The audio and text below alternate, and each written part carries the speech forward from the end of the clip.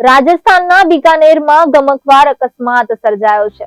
ડુંગરગઢ વિસ્તારમાં બે કાર વચ્ચે અકસ્માત સર્જાયો, જેમાં 5 લોકોના મોત થયા હોવાનું સામે આવ્યું છે। નેશનલ હાઈવે 11 પર આ ઘટના બની છે, જેમાં બંને વાહનોના કુરખે કુરચા ઉડી ગયા છે। બંને કાર વચ્ચે અકસ્માતમાં કુલ 5 લોકોના મોત થયા છે, જ્યારે 4 લોકો ગંભીર રીતે ઈજાગ્રસ્ત થયા છે।